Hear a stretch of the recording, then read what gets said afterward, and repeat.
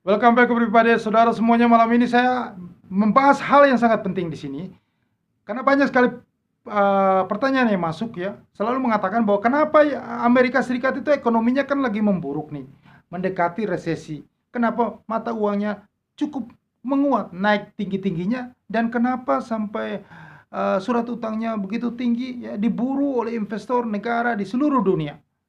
Padahal mereka lagi kesulitan, inflasinya tinggi, ekonomi memburuk. Nah, inilah yang jadi pertanyaan banyak sekali awam di sini, dan mereka juga selalu bertanya gitu. Apakah di balik ini adalah permainan elit-elit Yahudi ya, seperti Rothschild dan lain-lain. Nah, itulah karena mereka sering terlalu banyak melihat konten-konten sebelah, konten-konten yang isinya isi hoax, yang selalu gosip-gosip, fantasi-fantasi, yang selalu berbicara konspirasi-konspirasi yang mereka sendiri tidak mengerti. Asal comot berita dari luar, berita orang dimasukin di konten mereka, ya, sesuatu yang tidak berdasar, yang tidak mencerahkan banyak orang, tetapi memberikan orang itu, banyak kalangan masyarakat menjadi mundur cara berpikirnya, tidak berpikir secara logis, tidak berpikir secara ekonomi teorinya, secara logika, tetapi mundur dengan gosip-gosip warung kopi, ya, gosip-gosip murahan, ya, hoax, konspirasi. Rothschild namanya disebut-sebut, tapi dia tidak pernah tahu Rothschild seperti apa. Dia aja masih muda, masih milenial. Tetapi gosipnya nanti di US dollar runtuh lah, diinjak-injak burung lah, apa lagi, kripto, XRP, apa segala macam menggantikan US dollar. Itu hal yang sangat sama sekali itu memundurkan, membodohkan orang di seluruh dunia. Jangan selalu membuat berita-berita yang tidak berdasar, berita-berita yang tidak bermutu seperti itu. Informasi yang bukan edukasi, tapi membuat orang berpikir yang gosip-gosip murahan, yang tidak berpikir secara logika, akal sehat, rasio. Ya, semua ini yang terjadi adalah sistem perdagangan dunia.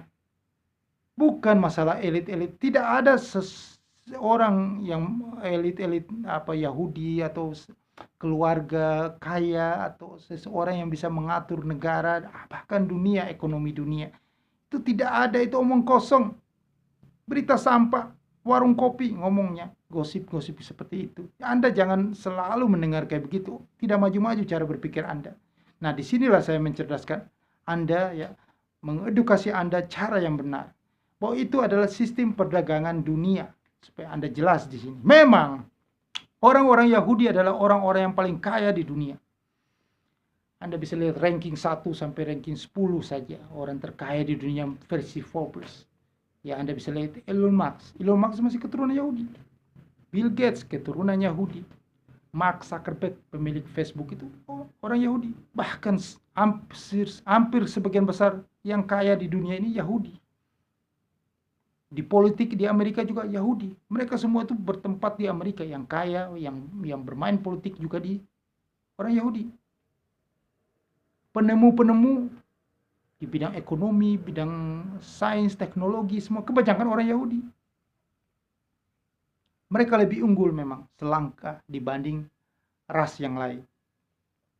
Mereka juga banyak di dalam trading valuta asing. Mereka jadi trader hebat. Termasuk George Soros juga, orang Yahudi. Banyak sekali di hedge fund manager besar, orang keturunan Yahudi. Tetapi bukan berarti mereka yang mengendalikan ini semua. Ini semua terjadi alamiah, natural, karena sistem perdagangan dunia. Betul-betul karena perdagangan. Amerika adalah negara terkaya di dunia. Amerika adalah negara yang punya GDP terbesar di dunia. Negara yang paling aman di dunia dan sistem politik paling stabil di dunia. Makanya Amerika selalu menjadi tempat yang aman untuk menyimpan uang. Dibilang safe haven, US dollar itu, dan surat utang Amerika itu, dan logam mulia emas. Dan emas itu memang sudah dari dulu sebelum mata uang Amerika dicetak. Nah, mata uang Amerika itu dicetak pada tahun 1914. Sejak The Fed berdiri, Undang-Undang Federal Reserve itu pada tahun 1913. Sejarahnya begitu. Nah, kalau sebelumnya kita harus tahu bahwa kita pernah di bangku SMP, SMA yang mengajarkan tentang teori ekonomi, kita ajarin bahwa ada pada abad pertengahan itu abad 18-19 ya, itu kan ada revolusi industri di Inggris. Nah, itulah disitulah Inggris menjadi negara terkaya di dunia waktu itu. Menjadi negara maju di dunia. Ada revolusi industri, penemuan teknologi pertama kali itu di Inggris. Penemu-penemu itu keturunan Yahudi yang ada di Inggris. Seperti Johann Gutenberg ya. Penemu-penemu ya, mesin cetak, mesin uap ya. Akhirnya Inggris menjadi negara industri pertama kali dan mata uang pound sterling menjadi cadangan devisa dunia. Karena apa? Karena perdagangan. Karena Inggris adalah negara yang paling kaya. Mereka ingin berdagang dengan Inggris, ya, karena Inggris membeli barang banyak, karena dia kaya berarti dia belanja banyak, maka negara-negara lain harus menggunakan mata uang itu. Ini karena sistem perdagangan. Karena dialah yang paling kaya, maka orang-orang yang kecil-kecil harus menggunakan mata uang dia. Sama aja dengan kita ini ada di kelompok masyarakat, ada yang paling kaya. Kita harus menjual barang kita ke dia. Kita ingin kaya, kita harus dipansos oleh dia, kita panjat sosial dia. Kita harus diangkat hidup kita oleh orang kaya itu supaya kita menjadi kaya. Berarti apa? Kita harus menjual barang ke dia, kita butuh mata uang dia. Ya seperti itulah. Negara-negara di dunia akhirnya menggunakan mata uang pound sterling pada waktu itu. Sterling menjadi cadangan devisa dunia. Nah, pada masa itu memang banyak sekali bank-bank itu mencetak uang kertas. Pada waktu itu masih dalam simpanan emas. Ya. Semua masih menggunakan standarisasi emas uang kertas yang dicetak oleh bank-bank. Masing-masing bank bisa mencetak uangnya dengan hitungan standar stabilisasinya dengan emas. Nah, setelah itulah dirubah sistemnya. Bahwa uang itu dicetak dan diatur oleh negara. The Fed, Federal Reserve undang-undang berdiri itu pada tahun 1913 dan 1914, itulah dirubah pada saat itu. Bahwa sistem moneter diatur oleh negara dan itu berlaku dari sejak tahun itu 1914 sampai dengan detik ini. Makanya tidak ada yang bisa merubah sistem itu. Itu sistem. Bukan seseorang yang membuatnya, itu sistem negara. Makanya waktu pertemuan G20 kemarin selalu dibilang cryptocurrency adalah ancaman global. Itu maksudnya apa? Itu mau mengancam sistem moneter yang sudah ada tahun 1914 sampai dengan detik ini. Jadi setelah G20 selesai, cryptocurrency tamat riwayat. Akan dihancurkan. Karena itu mau merubah lagi sistem yang dulu. Yang boleh sesuka hati bank-bank mencetak uang sendiri. Ya, ini seperti ini. Katanya cryptocurrency, sistem desentralisasi, mereka cetak uang sendiri, seperti itulah. Akan dihancurkan, harus semua sentralisasi diatur oleh negara. Itulah. Bukan seseorang, makanya bukan orang-orang elit Yahudi yang mengaturnya. Salah besar itu, sesat itu, tidak mengedukasi orang seperti kayak gitu. Janganlah, saya cerdaskan Anda di sini di konten Roh TV ini. Ya. Nah, setelah 1914 itu kan ada Perang Dunia Pertama. Nah, pada saat itulah Inggris, karena Perang Dunia Pertama membiayai perang yang cukup besar, Inggris berutang yang cukup banyak. Ekonomi Inggris mulai terpuruk dan pada saat itu ekonomi Amerika bertumbuh sangat tingginya. Makanya tinggi-tingginya sampai akhirnya hiperinflasi sampai akhirnya terjadi Great Depression pada tahun 1929 itu. Nah, pada tahun 1914 ini kita cerita tentang US dollar itu 3 dekade kemudian 1944 menjadi itulah titik awal US dollar menjadi cadangan devisa dunia sampai dengan kini. Posisinya menggantikan pound sterling di saat itulah sampai dengan detik ini. Nah, pada tahun 1944 itu ya, itu ada semua negara maju di dunia itu berkumpul di kota Bretton Woods ya, di negara bagian New Hampshire. Nah, mereka mematok mata uang mereka dengan US dollar di situ. Nah, disitulah US dollar menjadi cadangan devisa dunia. Ya. Nah, tetapi pada saat itu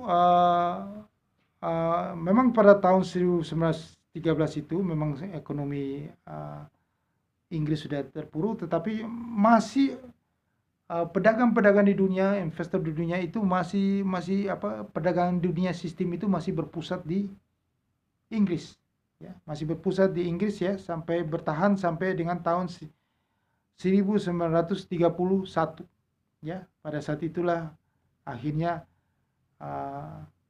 beralih ke Amerika Serikat sejak sistem Bretton Woods itu dibuat. Nah, tahun 1919 juga negara-negara sudah tidak menggunakan lagi standar emas sebagai stabilisasinya, mereka sudah menggunakan uang kertas ya untuk membiayai biaya-biaya perang mereka. Akhirnya mata uang mereka terpuruk, terdevaluasi ya. Nah, oleh karena itu Inggris pertama kali berutang itu karena kondisi seperti itu, karena biaya perang yang cukup banyak ya. Nah, Amerika Serikat pada saat itu setelah ekonominya tinggi-tingginya, Amerika Serikat mulai banyak sekali seperti yang sekarang terjadi, dia mengeluarkan obligasi. Obligasi dijual ke seluruh negara-negara maju, dan seluruh negara di dunia ini, hampir sebagian besar negara di dunia membeli obligasi Amerika Serikat. Nah, dari situlah sampai dengan detik itu cara itu tetap dilakukan terus. Karena negara-negara itu karena Amerika sudah mengganti posisi Inggris ya sebagai pusat perdagangan dunia, Amerika menjadi negara yang paling kuat ya secara teknologi, negara paling maju sampai dengan saat ini. Dan negara-negara di dunia itu membutuhkan cadangan devisa US dollar, itu tempat untuk menyimpan yang paling aman adalah dalam obligasi Amerika Serikat. Nah, itulah yang sampai dengan saat ini kenapa ditanya kenapa selalu obligasi Amerika Serikat diburu, karena itulah tempat yang paling aman untuk menyimpan cadangan devisa mereka. Dan mereka juga harus melihat bahwa negara yang paling paling kaya, GDP-nya terbesar, negara yang paling aman, ya, dan politiknya stabil. Dan menjadi negara, karena dia ada negara yang kaya, hampir 60% negara di dunia menggunakan cadangan devisa dalam mata uang US dollar. Itu menurut data dari International Monetary Fund. Nah, itulah yang berlaku sampai dengan saat ini. Ya, itulah kenapa mereka membeli obligasi dalam mata uang Amerika Serikat, karena mereka mau menyimpan cadangan devisa mereka di tempat yang paling aman dari goncangan stabilisasi ekonomi ini. Ketidakpastian ekonomi yang terjadi pada saat resesi ini akan menghantui seluruh dunia. Kalau Amerika resesi, seluruh dunia akan kena resesi. Maka kalau resesi ekonomi terjadi, maka ekonomi itu dalam skala yang menurun, ekonomi terpuruk, menurun, likuiditas kering di pasar, berkurang, semua masuk ke dalam surat utang Amerika Serikat, ya, bisnis akan sangat berisiko rugi sangat-sangat tinggi. Jadi lebih baik kita simpan uang saja di surat utang Amerika Serikat, kita mendapatkan bunga yang sangat tinggi. Nanti bunga ini akan dikerek sangat tinggi sekali, supaya menarik bunga surat utang Amerika itu sangat tinggi sekali, dan semua orang tidak berbisnis, bisnis mati di seluruh dunia. Maka kita, jangan Anda selalu mengatakan ya, orang di Indonesia selalu mengatakan bahwa kita negara ini kita kaya sumber daya alam, jadi kita tidak terpengaruh dengan keadaan ekonomi yang resesi nanti yang terjadi global, kita tidak terpengaruh. Inilah orang yang tidak berpikir logis ya. Anda kaya sumber daya alam, Anda makan itu sumber daya alam, karena Anda harus menjual sumber daya alam itu. Siapa yang mau beli? Sedangkan kekeringan likuiditas terjadi di seluruh dunia.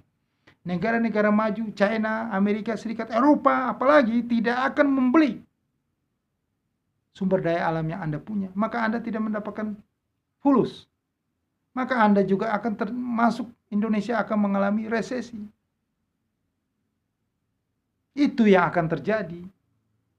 Maka mata uangnya akan terpuruk, maka rupiah itu akan menjadi 18.000. Itu fakta yang akan terjadi nanti dalam waktu dekat ini, beberapa bulan lagi, di bulan Oktober 2022.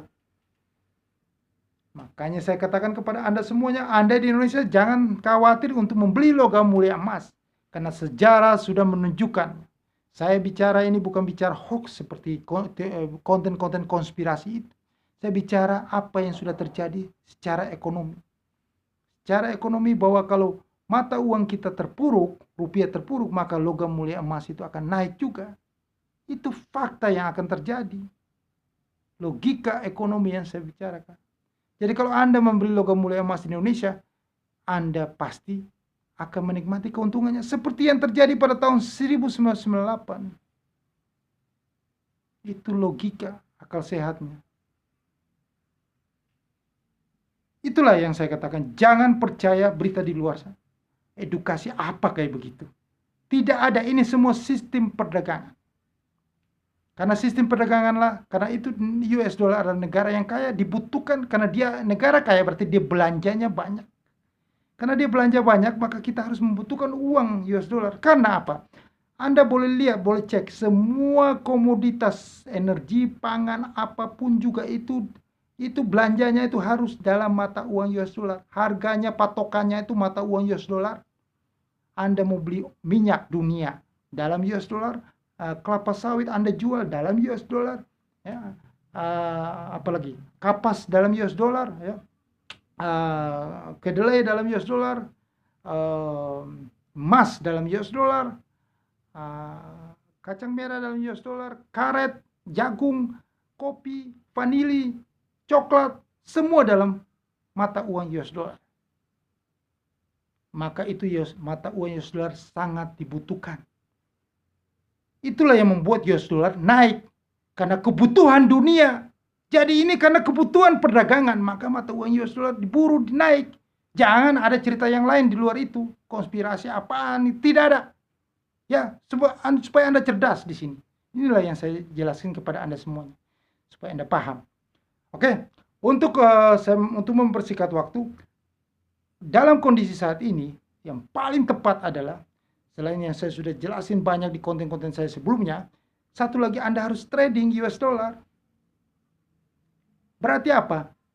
Harus trading di futures trading, di currency market, currency trading, currency market ya, forex trading ya. Anda against US dollar, mata uang Eropa, akan sangat terpuruk terhadap US dollar. US dollar akan sangat menguat. Nah, disinilah peluang terbesar. Anda bisa manfaatkan peluang ini untuk mendapatkan keuntungan yang maksimal sebelum resesi itu terjadi. Nah, untuk lebih jelasnya ada email di bawah ini, Anda segera email saya. Saya akan jelasin kepada Anda detailnya. Dan bagi Anda yang sudah trading, jangan Anda tanya-tanya tentang sinyal-sinyal trading di saya. Anda sudah trading, Anda sudah loss di tempat lain, Anda tanya di sini. Enak aja. Anda trading di sana, ya tanya di sana dong. Kenapa sampai Anda tidak diberikan sinyal yang terbaik sampai Anda loss? Jika Anda ingin mendapatkan sinyal yang terbaik di sini, Anda percaya kepada saya, Anda harus join syaratnya dengan link broker yang saya sudah sediakan di bawah ini. Oke, itu syaratnya. Jangan saya ulang-ulang lagi. Link broker saya sudah sediakan di bawah ini. Join, dapatkan sinyal trading. Oke, sukses untuk Anda. Jangan lupa subscribe channel YouTube ini dan sebarkan kepada semua orang supaya dapatkan manfaat yang sama seperti Anda. Dan tekan loncengnya untuk notifikasinya. Sukses untuk Anda.